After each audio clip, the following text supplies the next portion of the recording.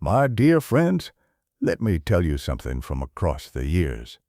Imagine two apartments, same city, same neighborhood, similar rent. In the first apartment, someone earning $105,000 a year. When you walk in, you see a massive television hanging on the wall, a leather sofa bought for $20,000, countertops filled with kitchen appliances still in their boxes, and piles of clothes with the tags not yet removed. The spare room has turned into a warehouse filled with things never touched. And this person's stomach tightens every time they look at their bank account. If they skip two paychecks, they're in crisis. In the second apartment lives someone earning $54,000 a year. What greets you as you enter is spaciousness. A simple sofa, a modest television, a kitchen with only the appliances that are actually used, a wardrobe with only the clothes that are actually worn. And that spare room is genuinely a room. This person looks at their bank account and smiles. They keep 18 months of expenses in reserve and send 20% of every paycheck to investments. Same neighborhood. The person earning nearly half as much has 10 times the financial peace of mind. Young people, this is not an income story. This is a story about the secret relationship between possessions and money, and most people never figure it out. I ran this business starting from a small grocery store. I stocked the shelves myself. I closed the register myself. I grew over the years. I turned it into a market, and then it grew even more.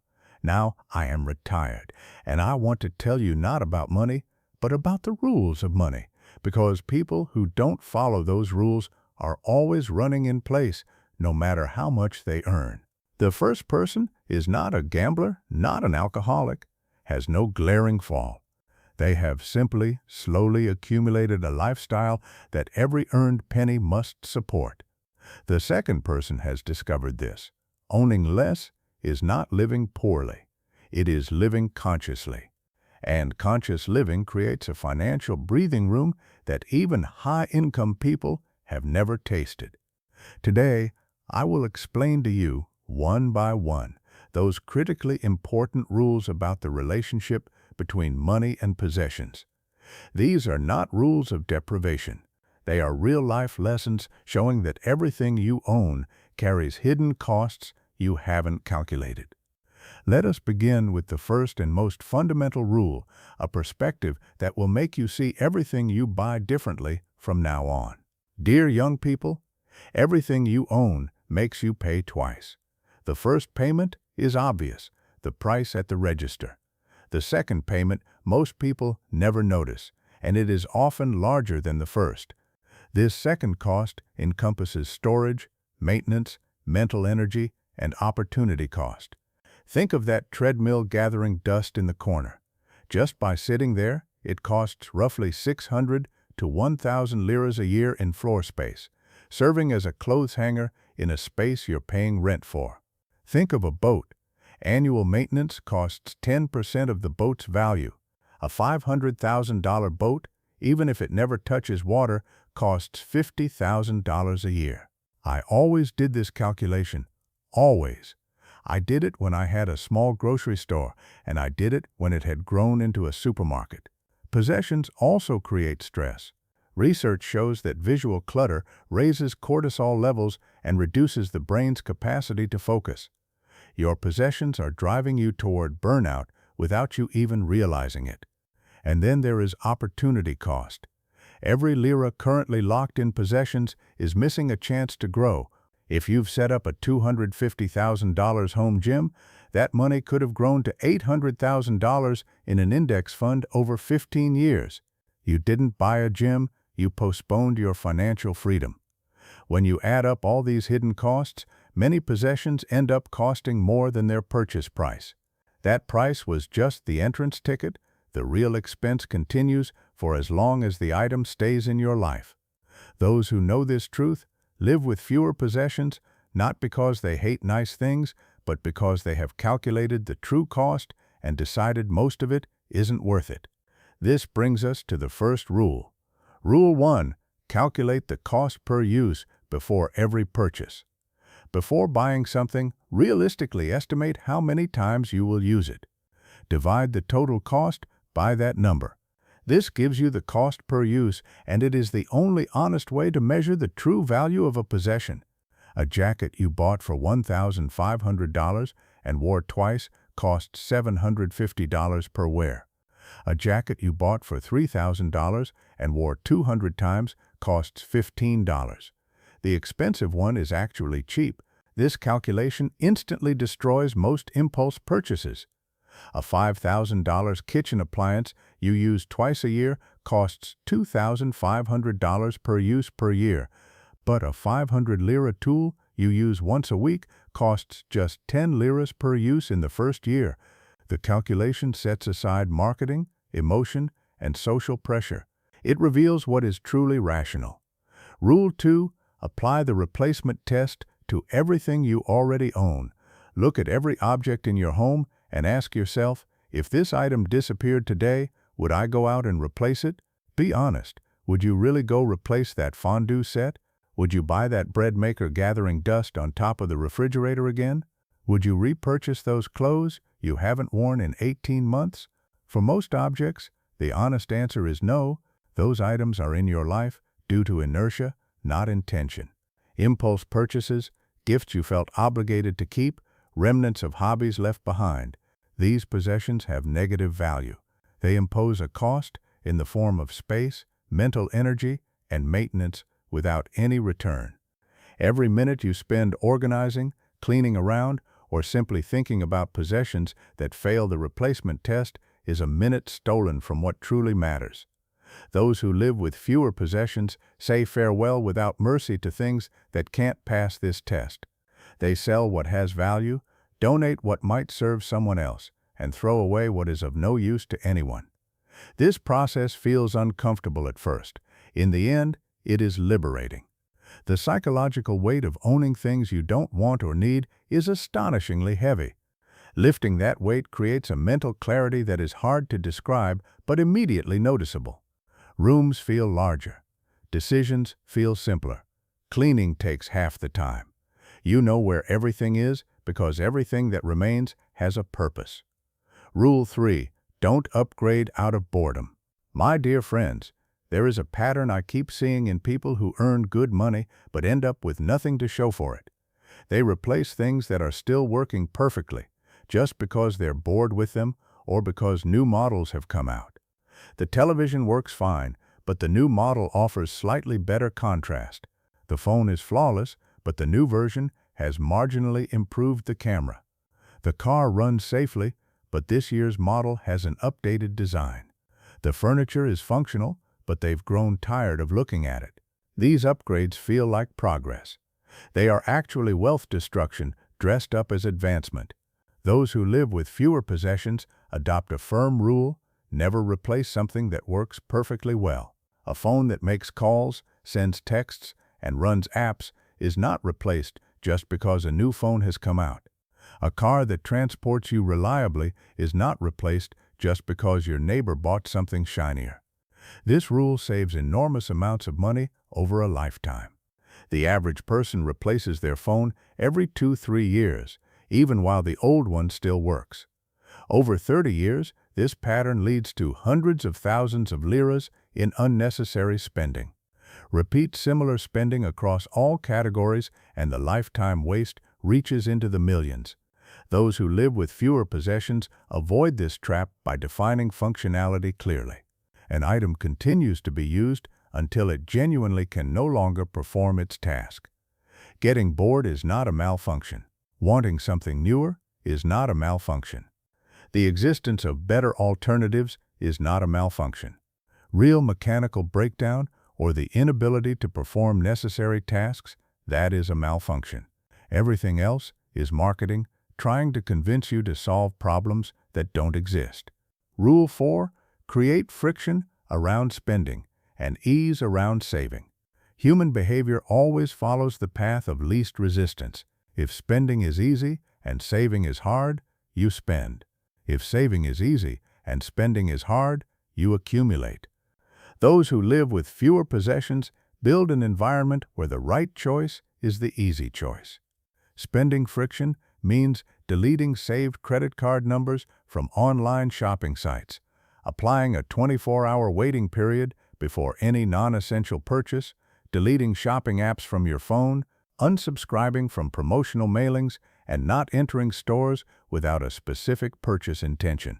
Savings ease means automatic transfers to investment accounts on payday, keeping only small amounts in easily accessible accounts, having investment contributions happen before you ever see the money, and treating savings as a fixed expense rather than a leftover. These structural changes matter far more than willpower. Willpower depletes throughout the day. The environment is constant.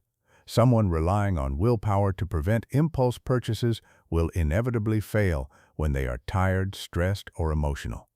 Someone who has deleted shopping apps and put their cards away simply cannot make an impulse purchase in that moment.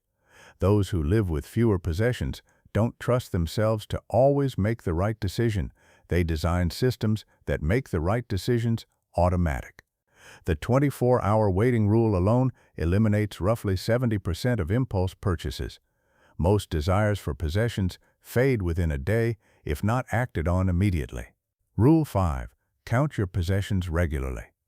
This sounds obsessive until you actually do it. Counting creates awareness. Awareness prevents accumulation. Pick a category. Count how many items you own in that category. Write it down. People who have never looked at their habits objectively often find these numbers shocking. How many shirts? Most people underestimate and discover they have 3 or 4 times what they thought. How many kitchen appliances? How many pairs of shoes? How many items are in your junk drawer? How many books you'll never read again? The number itself changes behavior. After knowing you have 47 shirts, buying another one feels different. You're not buying a shirt, you're bringing your collection to 48. The absurdity becomes visible. Those who live with fewer possessions track core categories over time. They set maximum thresholds, perhaps 30 total pieces of clothing, perhaps 15 books at any one time, perhaps a one-in, one-out policy, meaning every new acquisition means an existing item leaves. These constraints prevent lifestyle creep. Without a deliberate limit, possessions expand to fill the available space. With a limit, every additional acquisition requires a conscious decision about what it is replacing. That friction alone dramatically reduces acquisition. Rule 6. Rent or borrow before you buy. Those who live with fewer possessions test a pattern first by renting or borrowing before committing to ownership. Feeling curious about camping? Rent equipment for the first few trips. Want to try woodworking? Borrow a tool from a friend or use a workshop. Interested in kayaking? Rent a few times before buying. This approach accomplishes 2 things. First, it reveals whether the excitement is real or temporary. Many interests fade after the initial discovery. It is far better to learn this during the rental phase than after buying equipment that will collect dust forever. Second, it clarifies exactly what you need. First-time campers often buy too much or the wrong things. Renting allows you to learn before you commit. When you eventually do buy, you get exactly what is needed, rather than guessing. The buy everything first mindset costs people enormous sums over a lifetime. Closets and garages across the country are full of dusty remnants of abandoned hobbies. Ski equipment bought when they thought they'd ski regularly. Camera gear acquired when they imagined becoming a serious photographer. Musical instruments of bands that played 2 gigs. Those who live with fewer possessions avoid becoming a museum of past enthusiasms.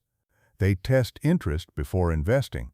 They preserve the flexibility to explore without the burden of ownership. Rule 7. Understand the multiplier effect of a lifestyle. Every possession you own connects to other possessions. A boat brings with it a trailer, a vehicle with a tow hitch, storage costs, maintenance supplies, safety equipment, and appropriate clothing. What looks like a standalone purchase actually triggers a chain of supporting purchases. This is the lifestyle multiplier.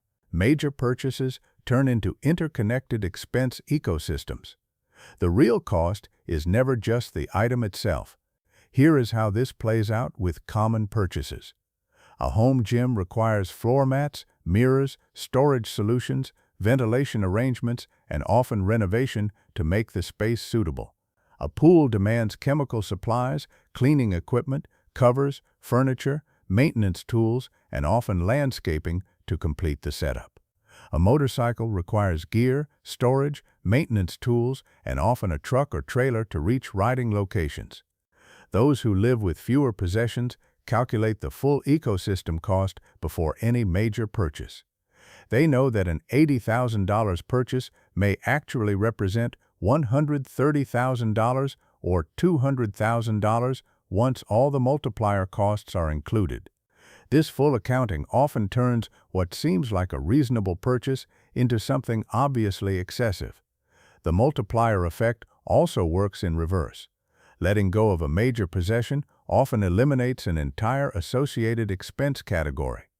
Selling the boat means being free of storage fees, insurance, registration, maintenance, and towing costs. The savings extend far beyond the value of the item itself. Rule 8. Define sufficiency before you start earning more. Young people, this is something that always traps high earners. They never define what is enough, so they keep buying more and more, never reaching satisfaction. Their incomes grow, they upgrade their lifestyle, the new lifestyle becomes normal, and they need a new income increase just to feel like they're progressing. This cycle goes on forever. People earning $5 million a year experience the same financial stress as those earning $1.5 million because their expectations and expenses expanded alongside their income. Those who live with fewer possessions break this cycle by defining sufficiency before they start earning more. They decide in advance what kind of home is enough, what kind of car meets their needs, what level of material comfort constitutes genuine satisfaction. Then they earn toward that target instead of constantly moving the goalposts. This might mean deciding that an $800,000 home is sufficient, even if you could eventually afford a $2 million one. It might mean deciding a $50,000 car is enough while your colleagues drive $100,000 cars. It might mean deciding your current wardrobe is sufficient, even if your income allows for constant upgrades. Defining sufficiency creates a finish line. Without it, you are running an endless race where lifestyle expansion always outpaces income growth. With it, you reach a point where additional income flows directly to financial freedom rather than consumption. Someone who defines sufficiency at $700,000 in annual spending and then starts earning $2 million accumulates wealth at an extraordinary pace. The $1.3 million gap between income and sufficiency goes straight to financial freedom. Meanwhile, someone earning that same $2 million who keeps moving their sufficiency upward may accumulate almost nothing. Rule 9. Measure wealth as options, not accumulation. The conventional view measures wealth by what you possess. Homes, cars, things, the visible markers of success. Those who live with fewer possessions measure wealth differently, by what you can choose. Can you leave a job that is destroying your mental health? Can you take 6 months off to handle a family crisis?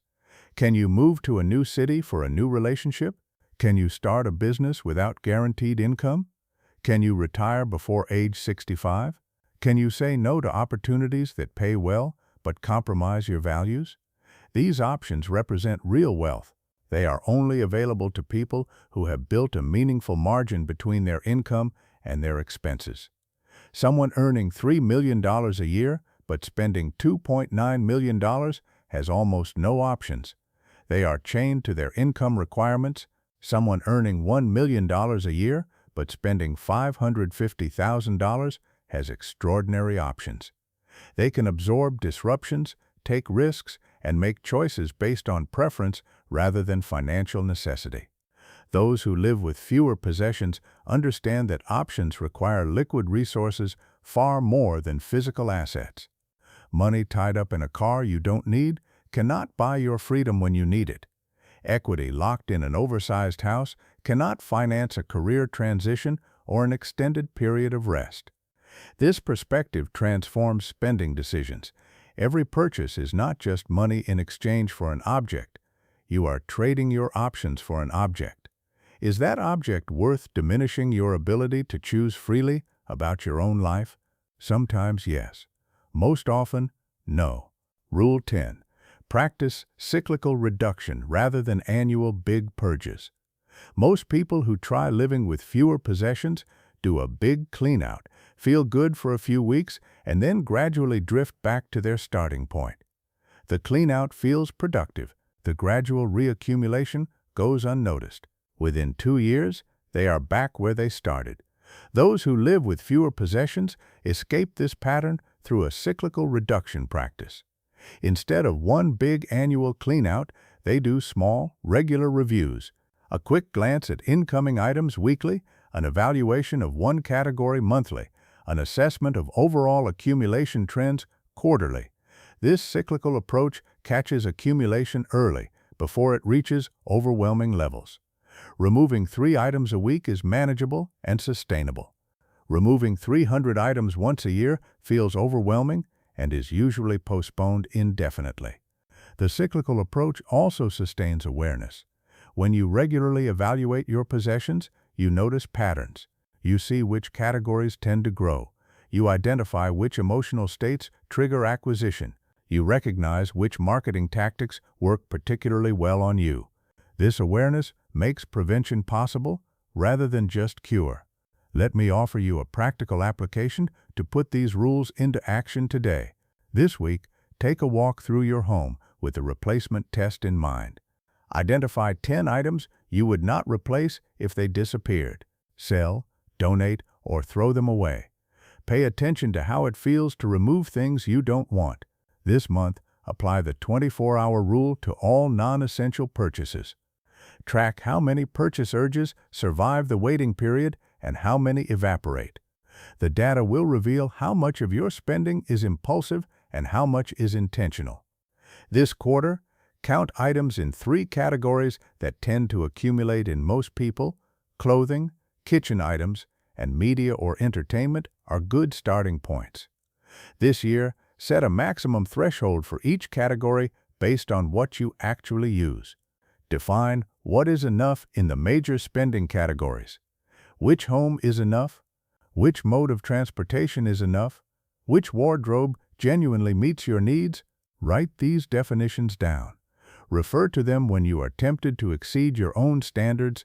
The financial transformation that comes from these practices compounds over time. Someone who applies these rules consistently for 5 years accumulates far more while spending far less. The gap between lifestyle and income creates a wealth that could not be built any other way. There is something nobody tells you about the relationship between living with fewer possessions and money. The relationship is bidirectional. Owning less creates more money, but having more money also makes owning less feel natural. When your savings account is solid and your investments are growing, the urge to accumulate diminishes. The psychological needs that drive most consumption, the need for security and status, are met by financial strength rather than physical objects. You no longer need possessions to feel successful because your bank account is already telling the story you want to hear. Those trapped in the consumption cycle often cannot explain why they buy so much. The truth usually is that spending temporarily fills an emotional void created by financial insecurity. Eliminate the insecurity with real financial strength, and the urge to spend often resolves on its own. This creates a virtuous cycle. Spending less leads to more savings. More savings creates security. Security reduces the emotional impulse to spend. Reduced spending accelerates savings further. Each turn of the cycle reinforces the next. The counter cycle is equally powerful but destructive. Spending everything creates insecurity. Insecurity drives more spending as temporary emotional relief. More spending deepens insecurity. The cycle continues until an external shock forces it to break. The choice between these cycles determines financial trajectory far more than income does. High earners stuck in the destructive cycle build nothing. Modest earners advancing through the virtuous cycle build everything. The rules of living with fewer possessions I have outlined are not about deprivation or hardship. They are about recognizing that most consumption does not actually increase life satisfaction. Research consistently shows that beyond a basic level of security and comfort, additional purchases increase well-being minimally. Yet most people behave as though happiness scales linearly with spending. Those who live with fewer possessions align their behavior with this research. They spend enough to be comfortable, then direct the surplus not to consumption but to freedom. They end up with fewer things and more life. The apartment I mentioned at the beginning, the one belonging to the person earning $54,000 with 18 months of savings, belongs to someone who applies these rules consistently. They didn't get there through exceptional income, they got there through exceptional clarity about what truly matters. The other apartment, the one belonging to the person earning $105,000 who is 2 paychecks away from a crisis, belongs to someone who never questioned the assumption that more possessions mean a better life. Both lifestyles are available to you right now, whatever you are earning. The choice is simply this: do you want to own your possessions, or are you content to let your possessions own you? The math strongly supports the first option, and so does peace of mind.